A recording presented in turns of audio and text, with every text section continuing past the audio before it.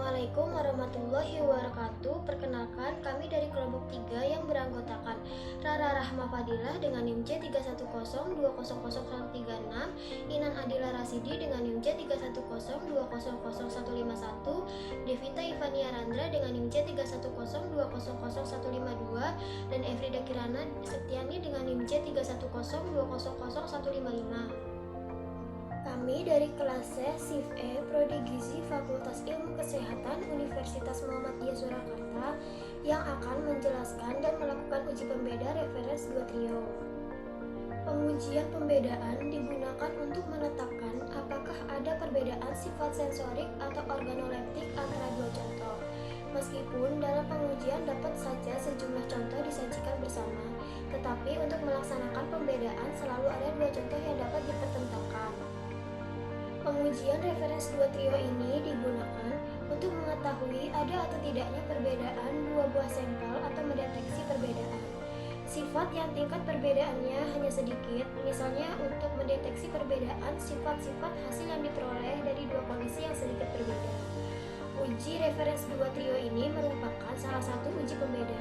Uji pembeda biasanya digunakan untuk mengetahui ada atau tidaknya perbedaan antara sampel yang disajikan. Pada uji referens 2 trio ini digunakan sampel pembanding. Salah satu penerapan uji referens 2 trio ini di dalam industri pangan adalah untuk reformulasi suatu produk baru, sehingga dapat diketahui ada atau tidaknya perbedaan antara produk lama dengan produk baru.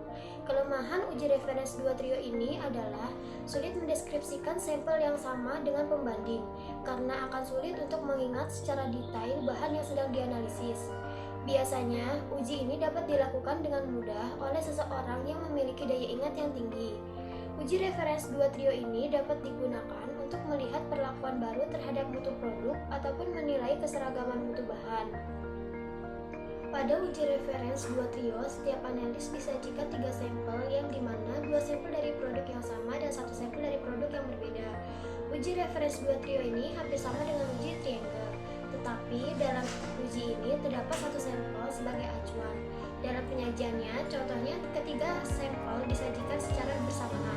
Panelis diminta untuk memilih satu di antara 2 contoh lain yang sama dengan pembanding atau referensi. Di sini saya berperan sebagai penguji uji referens 2 trio. Nah, di sini ada 2 jenis produk biskuit yang secara tampilan sama, tetapi sebenarnya formulasinya berbeda. Dan di sini ada reference, dan ini 2 sampel biskuit dengan kode sampel yang berbeda.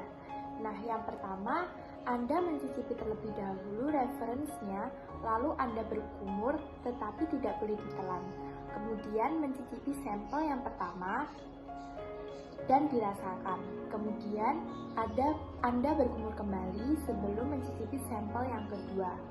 Selanjutnya, Anda boleh mencicipi sampel kedua, dan setelah itu Anda bisa memilih sampel mana yang sama karakteristiknya dengan reference.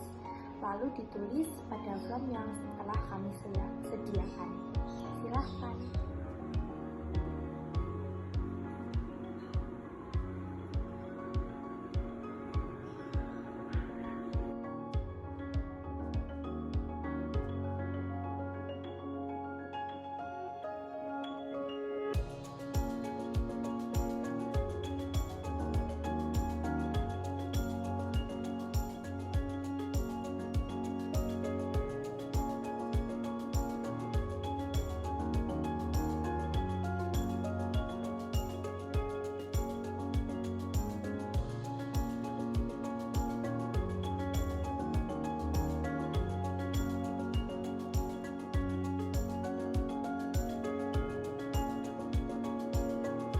Setelah mendapat data-data dari panelis, sekarang kita akan menganalisis data-data tersebut. Sekarang kita akan mencocokkan datanya apakah jawaban dari panelis benar atau salah. Tabel berikut ini merupakan data hasil yang kita dapatkan dari panelis yang berjumlah 10 panelis. Diketahui bahwa sampel yang persis dengan reference adalah sampel yang berkodekan 501, yang artinya panelis yang memilih kode sampel 501, dia adalah panelis yang menjawab benar. Dari tabel kita ketahui bahwa panelis 1 memilih kode sampel 501 yang berarti jawaban panelis 1 benar. Lalu panelis 2 dan 3 memilih kode sampel 729 yang artinya jawaban mereka salah. Panelis 4 memilih kode sampel 501 yang berarti jawaban panelis 4 benar. Panelis 5 memilih kode sampel 729 yang berarti jawaban panelis 5 salah. Kemudian panelis 6, 7, 8 memilih kode sampel 501 yang berarti jawaban mereka benar. Panelis 9 memilih kode sampel 729 yang berarti jawaban panelis 9 salah. Dan yang terakhir, panelis 10 memilih kode sampel 501 yang berarti jawaban panelis 10 benar.